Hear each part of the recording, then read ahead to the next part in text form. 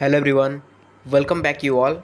So students, logic रो 2-3 mark रो जहाँ जहाँ हमर सिलेक्शन दिया हेतिला फाइनल सिलेक्शन सेगुड़िकर आंसर आम चलतु गोटे माराथन क्लास रे सबुतिक डिस्कसन करदबा।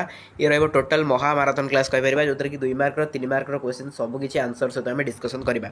ठीक अछि, टोटल रिवाइज हे जो आपनकर एतिकी क्वेश्चन जदि आपण कर दोसंती एग्जाम हॉल रे क्वेश्चन 100% देखिबे। ओके, टेंशन नबार नाही। फास्ट क्वेश्चन ऊपर जिबा, आ बेसी लेट करबानी, शेष करबार अछि। जति क्वेश्चन देथिले सबरो आंसर आम डिस्कसन करबा। जति के माने यूनिट 1 रो क्वेश्चन सेतरे थिला एक्स रेगुलर पई सेगुडा मु रखिनी, केवल रेगुलर पे जति सेति रखिछि। बट यूनिट 1 रो क्वेश्चन छाडले अन्य सब गुडा तो रेगुलर एक्स रेगुलर समस्तकर पडिबो। तेणु दुई जण पिला आराम से देखि परिबे, रेगुलर पिला भी देखि परिबे ए वीडियो को, एक्स रेगुलर पिला भी ए वीडियो देखि परिबे। जिबा क्वेश्चन ऊपर को अहिंसा नीति बा गांधीजी को अहिंसा नीति निहाती भाबरे एथर 2 मार्क 3 मार्क रे आसीबार अछि। अहिंसा नीति काना लॉन्ग क्वेश्चन आसीबार चांस एथर बहुत कम, लॉन्ग क्वेश्चन आसीबनी कहले चले। अहिंसा नीति जेतु 2024 रे आस्थिला, तेणु 2-3 मार्क पे बहुत इंपोर्टेंट अहिंसा नीति हैला। आंसर पड़ जावा, अहिंसा नीति होची मानवर एक निर्भीक नीति। अन्य को भल पाइबा, अन्य मानक प्रति करुणा तथा दया भाव देखाइबा सहित एकात्मता भाव प्रदर्शन करबा हेउची गांधी अहिंसा नीतिर मूल मंत्र। व्यक्ति अन्य सहित एकात्मता बोध कले निज भितर अन्य को देखे और अन्य भितर निज को देखे, यह द्वारा आत्मोपलब्धि हुए एवं अन्य मानक प्रति घृणा ईर्षा और विद्वेष भाव रहे नहीं। एही हेतु गांधीजी को अहिंसा नीति अवलंबन करबा अर्थ निजको सकल दुर्गुणरू मुक्त करी सत्य और धर्मपथरे अग्रसर होई मानवतार हित साधन करबा। अहिंसा नीति ही जय पथर एकमात्र सुगम साध्य अटे। नेक्स्ट क्वेश्चन, निष्काम कर्म। एटा तो लॉन्ग क्वेश्चन आसीबार अछि, फिर भी 2-3 मार्क पे इंपोर्टेंट रहउची। निष्काम कर्मटा पड़े बेले 2 मार्क पचार दिए। निष्काम कर्म होची कामना रहित निरासक्त कर्म। कर्मण्य बाधिकारस्ते मा फलेषु कदाचन मा कर्मफल हेतुर्भु माते संगो अस्ति कर्मणि। अर्थात कर्म रे तुम्बर अधिकार अछि किंतु कर्मफल रे नुहे। बुझाउची, कर्मफलर कारण हुओ नहीं किंबा फल प्राप्ति तुमर लक्ष्य न हेउ। कर्मफल को लक्ष्य रूपे ग्रहण न करी कर्म को लक्ष्य रूपे ग्रहण करने को निष्काम कर्म कह जाए है। नेक्स्ट, परिशेष पद्धतिर अपकर्ष। परिशेष पद्धतिर अपकर्ष यही पद्धति बहुकार दोषर शिकार होता है। यही पद्धति कारण और उपकारण मध्य प्रभेद देखाई पारे नहीं। यही पद्धति अनेक समय आवश्यक विषयटी को उपेक्षा करिवार संभावना थाए। यही पद्धति कार्यकारी हो पारे नहीं जेतेबेले गोटे जटिल समष्टि संबंध में आंबर सम्यक ज्ञान हासिल होई न थाए। पूर्वार्जित ज्ञानर अभाव में यही पद्धति द्वारा परीक्षण संभव होई न थाए। ठीक अच्छे। नेक्स्ट, मिश्र त्रिपदी जुक्ति कौन? मिश्र त्रिपदी जुक्ति अमिश्र त्रिपदी जुक्ति रे तर्क वचन गुड़िक निरपेक्ष होता है, किंतु मिश्र त्रिपदी जुक्ति रे अवयव तीनोटी रे एकाधिक प्रकार तर्क वचन व्यवहृत होता है। मिश्र त्रिपदी जुक्ति 4 प्रकार हो पारे, यथा प्राकल्पिक निरपेक्ष, वैकल्पिक निरपेक्ष, बीजजक निरपेक्ष और द्विशृंगक है। सहचारी पद्धतिर एक मूर्त उदाहरण दियो। जदि बजार में कौन द्रव्यर मूल्य ह्रास हुए तेबे सही द्रव्य प्रति खाउटी क्रय शक्ति बढ़ी थाए। एणु बजार कौन द्रव्यर मूल्य ह्रास सह खाउटी मानकर क्रय शक्ति वृद्धिर कारणगत संपर्क अच्छी। नेक्स्ट पचारा, अलौकिक प्रत्यक्ष कहले कौन बुझ? प्रत्यक्ष को 2 भाग में विभक्त करा जायछि, यथा लौकिक प्रत्यक्ष, अलौकिक प्रत्यक्ष। इंद्रिय सहित वस्तु बा विषयर संस्पर्श को लौकिक प्रत्यक्ष कहा जाए, यथा चक्षु सहित कौन वस्तुर संयोग हेले आमे सही वस्तु को देखिपारू। अपरपक्षर इंद्रिय मानक सहित वस्तु बा विषयर संयोगटी यही अलौकिक माध्यम हेले ताको आमे अलौकिक प्रत्यक्ष बोली कहू। यथा मु गोटे सुबासित पुष्प देखिली, सेठारे चक्षु माध्यम पुष्पटीर सुबासना को जानिबा को अलौकिक प्रत्यक्ष कहा जाए। ठीक अच्छे। नेक्स्ट, प्राकल्पिक निरपेक्ष जुक्तिर उदाहरण कौन? जदि मिताली भल पढ़े तेबे से जिलापाल हेबो, मिताली भल पढ़िला मिताली जिलापाल हैला। ठीक अच्छे, यहाँ प्राकल्पिक निरपेक्ष जुक्तिर उदाहरण। तापर सकाम कर्म कौन? जो कर्म केवल फल प्राप्तिर आकांक्षा रखी संपन्न करा जाए ताकू सकाम कर्म कहती। यही कर्म जदि व्यक्तिटी तार इप्सित फल पाई न थाए तेबे ताकू जंत्रणा बा कष्ट उपलब्ध होता है, कष्ट उपलब्ध होता है। नेक्स्ट, सहचारी पद्धतिर उत्कर्ष कौन? स्वजातीय कार्य सम्मिश्रण क्षेत्र में यही पद्धति कारण संधान यथार्थ भाव में प्रदान करता है। कौन सी घटनार परिमाणगत परिवर्तन द्वारा एठारे कारण निर्धारण संभव हुए है कि, तो यही पद्धति नियत कारण गुड़िक क्षेत्र में प्रयोग करी हुए। परीक्षण क्षेत्र में सहचारी परिवर्तन पद्धतिर प्रयोग करिले सिद्धांत निश्चयतामूलक होता है। व्यतिरेक पद्धतिर परिवर्तन रूप में सहचारी पद्धतिर प्रयोग करा जाए। यही पद्धति नियत कारण क्षेत्र में प्रयोग होता जो यार सिद्धांत ନିର୍ଭରଯୋଗ୍ୟ ହୋଇଥାଏ। ଠିକ୍ ଅଛି। ନେକ୍ସଟ ବ୍ୟାପ୍ତି କ'ଣ ଭେରି ଭେରି ଇମ୍ପୋର୍ଟାଣ୍ଟ। ବ୍ୟାପ୍ତି କ'ଣ ପଚାରିପାରେ କିମ୍ବା ବ୍ୟାପ୍ତି ପ୍ରତ୍ୟୟ ପଚାରିପାରେ ଏକା କଥା। ବ୍ୟାପ୍ୟ ଓ ବ୍ୟାପକ ମଧ୍ୟରେ ଥିବା ନିୟତ ନିରୁପାଧିକ ସମ୍ବନ୍ଧକୁ ବ୍ୟାପ୍ତି କୁହାଯାଏ। ବ୍ୟାପ୍ୟ ଓ ବ୍ୟାପକ ଦୁଇଟି ଘଟଣା ଯାହା ବ୍ୟାପେ ତାହା ବ୍ୟାପକ, ବ୍ୟାପକ ଯହିଁରେ ବ୍ୟାପେ ତାହା ବ୍ୟାପ୍ୟ। ଏଠାରେ ବ୍ୟାପ୍ୟ ହେଉଛି ଧୂମ ଯାହାକୁ ହେତୁପଦ କୁହାଯାଏ। ବ୍ୟାପକ ହେଉଛି ଜୁଇ ଯାହାକୁ ସାଧ୍ୟପଦ କୁହାଯାଏ। ତେଣୁ ବ୍ୟାପ୍ୟ ଓ ବ୍ୟାପକ ମଧ୍ୟରେ ଥିବା ନିୟତ ଅବ୍ୟଭିଚାରୀ ସମ୍ବନ୍ଧକୁ ବ୍ୟାପ୍ତି କୁହାଯାଏ। ପାହାଡ଼ରେ ଧୂମ ଦେଖି ଆମେ ସେଠାରେ ଅଗ୍ନି ଥିବାର ପ୍ରତ୍ୟକ୍ଷ କରିଥାଉ, କାରଣ ଯତ୍ର ଯତ୍ର ଧୂମ ତତ୍ର ତତ୍ର ଅଗ୍ନି ହେଲା। ତ ଏଠାରେ ପକ୍ଷପଦ ହେଉଛି ପାହାଡ଼। ଏଣୁ ପକ୍ଷପଦରେ ହେତୁପଦ ଥିବା ଜ୍ଞାନକୁ ପକ୍ଷଧର୍ମତା ବୋଲି କୁହାଯାଏ। ପୁନଶ୍ଚ ପକ୍ଷଧର୍ମତା ଓ ବ୍ୟାପ୍ତି ଜ୍ଞାନ ଉପରେ ନିର୍ଭର କରି ଆମେ ପାହାଡ଼ରେ ଅଗ୍ନି ଥିବାର ଜ୍ଞାନ ପାଇଥାଉ।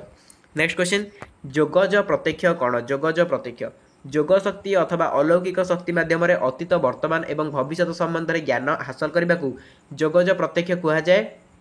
ସାଧନା ବଳରେ ଯୋଗୀଗଣ ନିଜର ଦିବ୍ୟଚକ୍ଷୁ ସାହାଯ୍ୟରେ ତିନି ଲୋକର ଜ୍ଞାନ ହାସଲ କରିଥାନ୍ତି।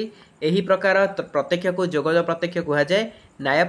ନ୍ୟାୟ ଦର୍ଶନର ଏହି ଯୋଗଜ ପ୍ରତ୍ୟକ୍ଷକୁ ବେଦାନ୍ତ ଦର୍ଶନ ସ୍ୱୀକାର କରେ। ଲୌକିକ ବ୍ୟାଖ୍ୟାନ ଭେରି ଭେରି ଇମ୍ପୋର୍ଟାଣ୍ଟ। ଲୌକିକ ବ୍ୟାଖ୍ୟାନ କ'ଣ? ଜନପ୍ରିୟ ଅଥବା ଲୌକିକ ବ୍ୟାଖ୍ୟାନ ମୁଖ୍ୟତଃ ଭ୍ରମାତ୍ମକ ବିଶ୍ୱାସ, ପ୍ରଚଳିତ ବିଶ୍ୱାସ, ପ୍ରଥା ଓ ପରମ୍ପରା ଉପରେ ଆଧାରିତ। ଏହାକୁ ଅବୈଜ୍ଞାନିକ ବ୍ୟାଖ୍ୟାନ ମଧ୍ୟ କୁହାଯାଏ। ଏହି ବ୍ୟାଖ୍ୟାନରେ ବସ୍ତୁ ଓ ତଥ୍ୟ ମଧ୍ୟରେ ସମନ୍ୱୟର ଅଭାବ ପରିଲକ୍ଷିତ ହୋଇଥାଏ। ତାପରେ ବିରୁଦ୍ଧ ଫଳନ ଦେଖନ୍ତୁ।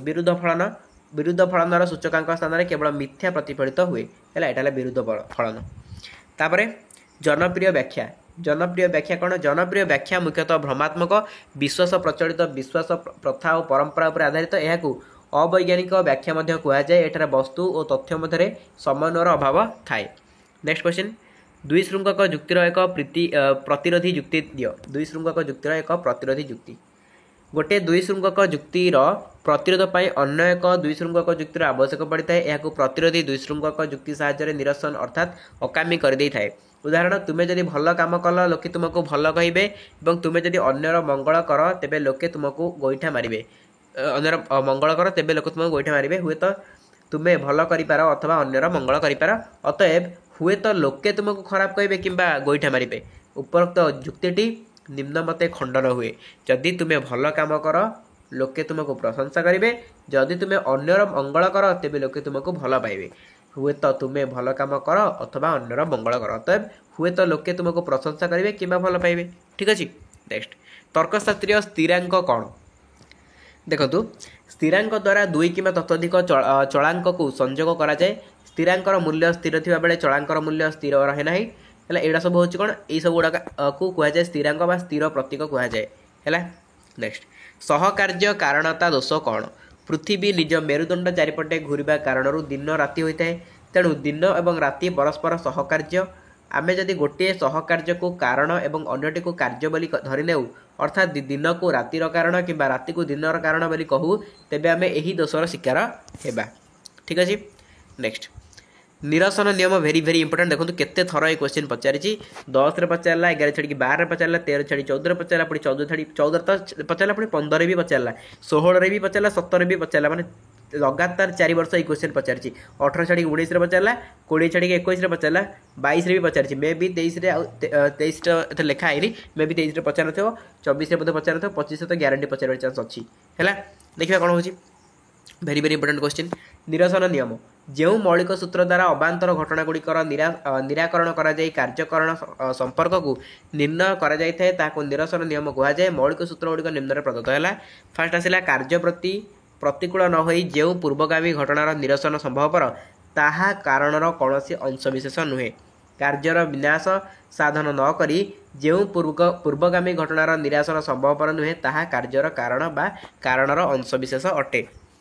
ପୂର୍ବଗାମୀ ଓ ଅନୁଗାମୀ ଘଟଣା ଦ୍ୱୟ ମଧ୍ୟରେ ସହଚାରୀ ପରିମାଣଗତ ହ୍ରାସ ବୃଦ୍ଧି ପରିଲକ୍ଷିତ ହେଲେ ସେମାନଙ୍କ ମଧ୍ୟରେ କାର୍ଯ୍ୟକାରଣ ସମ୍ବନ୍ଧ ନିହିତ ବୋଲି ସମ୍ମତି ପ୍ରଦାନ କରାଯାଇଥାଏ। ତାପରେ ଜୋସେଫଙ୍କ ନିରସନ ନିୟମ।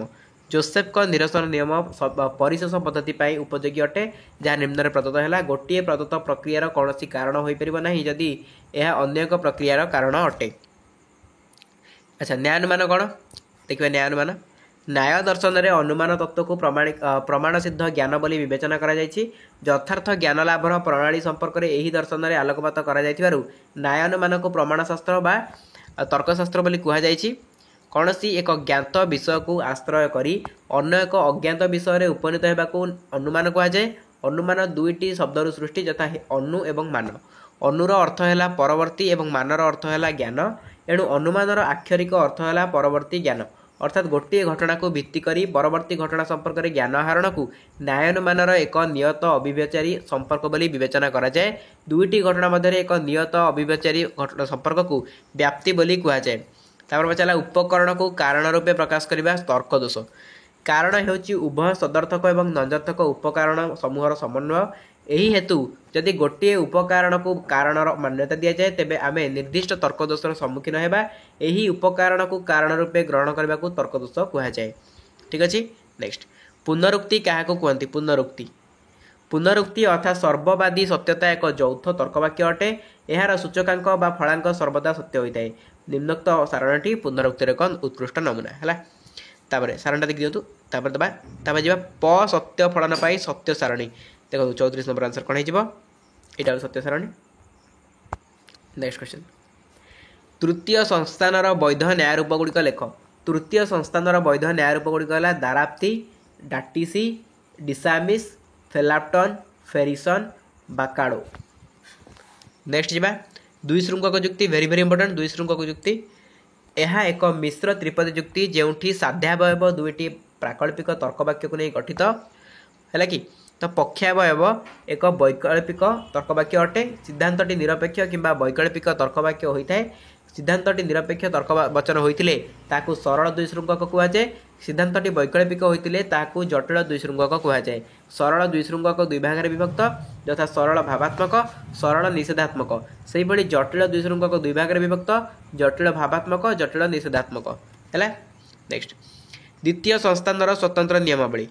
द्वितीय संस्थानर साधावयव सार्विक एवं पक्षावयव नंजर्थक हेब। जदि साध्यावयव सार्विक न हुए तेबे यह विशेष तर्कवाक्य हेब। विशेष तर्कवाक्य रे उद्देश्य पद व्याप्त होई न थाए कारण साध्यावयव रे साध्य पद उद्देश्य स्थान रे थिबारु व्याप्त हुए नाही। तेणु अवैध साध्यता दोषरु बर्तिबा पई एहाकु सिद्धांत रे अव्याप्त रखिबाको पड़िबो। एणु सिद्धांत सदर्थक हेब। सिद्धांत सदर्थक हेले हेतु वाक्य द्वारा सदर्थक हेब। एहा द्वारा मध्यपद दोष परिलक्षित हेब। एही हेतु साध्यावयव सार्विक हेब। ठीक अछि। तापरे द्विर्थक साध्यपद दोष। त्रिपदी साध्यावयव गोटे अर्थ एवं सिद्धांत अन्य एक अर्थ परिलक्षित होते ताकू द्विर्थक साध्यापद दोष कहुए। उदाहरण सूता कपारु जात, मोर कन्या कपारु जात नुहे, मोर कन्या सूता नुहे। उपरोक्त जुक्ति रे सूता साध्यावयव वस्त्रर उपादान एवं सिद्धांत झील अर्थ व्यवहार करा जायतिबारु सिद्धांतटी भ्रम सृष्टि करुछि। एथिपाई जुक्ति रे दुई अर्थ साध्य दोष जात हेउछि हैला कि साध्यपद दोष जात हेउछि। तापर पचाला द्व्यर्थक मध्यपद दोष। Very very important question. जदि त्रिपदी जुक्ति रे मध्यपद साध्यावयव गोटे अर्थ एवं पक्षावयव भिन्न अर्थ व्यवहृत होता है ताको द्व्यर्थक मध्यपद दोष कहा जाए। उदाहरण पिता पुत्र को दिग्दर्शन देइथांती, कलरार स्वाद पिता अतएव कलरार स्वाद पुत्र को दिग्दर्शन देइथांती। एटार मध्यपद पिता साध्यावयव जनक एवं पक्षावयव तिक्त अर्थ व्यवहृत होइछि। जुक्तिटी द्व्यर्थक मध्यपद दोषयुक्त। द्व्यर्थक पक्षपद दोष। जदि त्रिपदी जुक्ति रे पक्षपद पक्षावयव गोटे अर्थ एवं सिद्धांत भिन्न अर्थ व्यवहृत होता है तेबे त्रिपदी जुक्ति रे द्व्यर्थक पक्षपद दोष जात हुए। कारण उदाहरण शरीर जलपात्र नुहे, घट शरीर अतएव घट जलपात्र नुहे। एठारे पक्षपद घट पक्षावयव शरीर सिद्धांत जलपात्र अर्थ व्यवहृत होइछि। तेणु सिद्धांत विभ्रांतिकर होइछि। तेणु उक्तिटी असिद्ध एवं द्व्यर्थक पक्षपद दोष युक्त है कि। नेक्स्ट क्वेश्चन अव्याप्त हेतुपद दोष। Very very important. अव्याप्त हेतुपद दोष। हेतु वचन रे हेतुपद अंततः थरे व्याप्त होगा आवश्यक। यह हेले पक्षपद और साध्यपद मध्य संपर्क स्थापित हो पारे किंतु उभय साध्यावयव एवं पक्षावयव हेतुपद अव्याप्त होगा द्वारा यही दोष सृष्टि होई जुक्तिटी अवैध होता है। उदाहरणटा देखि नियंतु, मैं लेट करूनी। बेसी लेट हम उदाहरण पढ़ी पढ़ी गले उपरोक्त जुक्ति हेतुपद मनुष्य अव्याप्त होगा द्वारा निश्चित सिद्धांत अवैध अटे तापर अवैध साध्यता दोष को उदाहरण दे देख जदि साध्य पद साध्य भाव में व्याप्त न हो सिद्धांत व्याप्त हुए तेज अवैध साध्यता दोष परिलक्षित हुए। चतुष्पदी दोष कौन त्रिपदी नियम अनुसार गोटे त्रिपदी जुक्ति केवल 3टी पद रर्थात कौन त्रिपदी जुक्ति 3टू अधिक पद देखा जाए चतुष्पदी दोष कहुए आम बारंबार डिस्कसन भी कर उदाहरण देखी दिंतु तापर त्रिपदी जुक्तिर गठन संपर्क में आलोचना कर त्रिपदी जुक्ति 3टी पद थाए यही 3टी पद 3टी तर्क वाक्य 6 थर था अर्थात प्रति पद 3टी तर्क वाक्य 2 थर लेखाएं व्यवहृत होता यही पदगुड़ी साध्यापद पक्षपद हेतुपद कहुए सिद्धांतर उद्देश्य को पक्षपद विधेय पद को साध्यपद कहुए पक्षपद पक्षावय देखा दिए साध्यपद साध्यावय देखा दिए हेतुपद अर्थात मध्यपद उभय पक्षावय और साध्यावय देखा दिए यह सिद्धांतर दर्शन दिए नहीं है।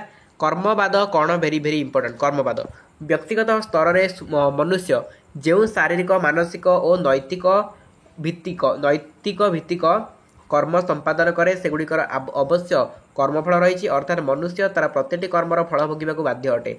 सांप्रतिक दुनिया रे मनुष्य जहाँ किसी दुख क्लेश किंबा सुख भोग करुअछि ताहा सबू ता कर्मफल निर्जस अटे। सुतरां मनुष्यर वर्तमान जीवन तार पूर्वजन्मर कर्मफल उपर ही आधारित अटे।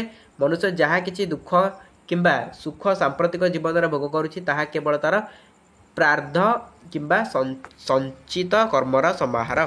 ठीक अच्छे नेक्स्ट शेष प्रश्न देखा प्रेम ही अहिंसार अर्थ कौन। अहिंसा नीति होची मानवर एक निर्भीक नीति अन्य को भल पाइबा अन्य मान प्रति करुणा तथा दया भाव देखाइबा सहित एकात्मता भाव प्रदर्शन करने होची गांधीजी अहिंसा नीतिर मूल मंत्र। व्यक्ति अन्य सहित एकात्मता बोध कले निज भितर अन्य को देखे और अन्य भितर निज को देखे यह द्वारा आत्मोपलब्धि हुए और अन्य मान प्रति घृणा ईर्षा और विद्वेष भाव रहे नहीं।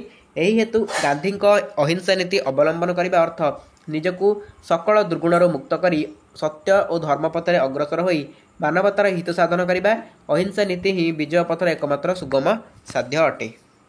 तो पे ये टोटाल थिला 2 मार्क 3 मार्कर फाइनल आमर महामाराथन। तो आशा करुँच आप हेल्पफुल होती है क्वेश्चन भल भाव पढ़ी दिखाँ एग्जाम हल ये क्वेश्चन ही देखिए। चलते ये क्लास को अटेंड करवा पीडीएफ टेलीग्राम अपलोड हो डिस्क्रिप्शन बॉक्स लिंक अच्छे क्लिक कर जॉइन कर। Thank you so much.